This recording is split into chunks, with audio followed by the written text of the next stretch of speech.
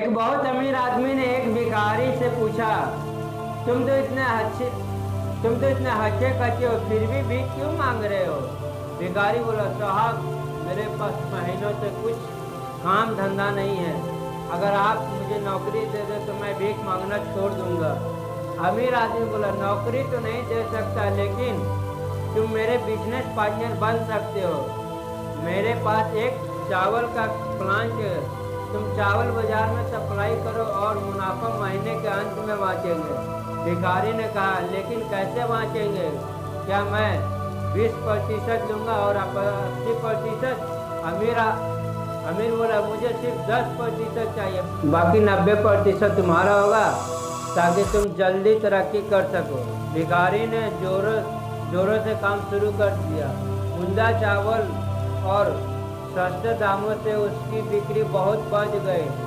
उसे खूब मुनाफा हुआ, लेकिन जब मुनाफा बांटने का समय आया तो भिखारी ने सोचा, सारी मेहनत तो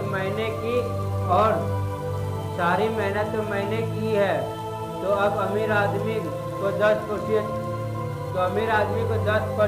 क्यों दे?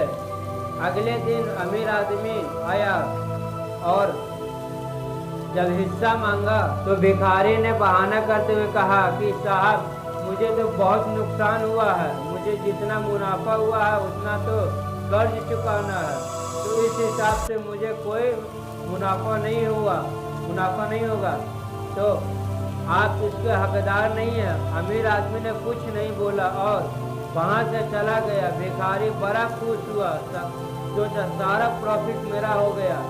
अब भिखारी उन पैसों से रोज मौज मस्ती करने लगा। ऐसे करते करते उसके पास में सारे पैसे खत्म हो गए। अब पैसे भी नहीं रहे और काम धंधा भी नहीं है, तो मजबूरन उसको फिर से भीख मांगना शुरू करना पड़ा। एक दिन वो आदमी उसके पास से गुजरा और उसको देखा, क्या ये तो फिर से भीख मांगने लग गया। अमीर आदमी ने एक बहुत अच्छी बात बोली है, इस दुनिया में गरीब और अमीर आदमी जो होता है ना, उसमें सबसे बड़ा डिफरेंस होता है उसकी सोच।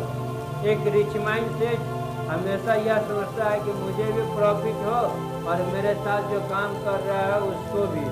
एक पुअर माइंड सेट हमेशा यह सोचता है कि जो भी प्रॉफिट हो सिर्फ मुझे ही हो।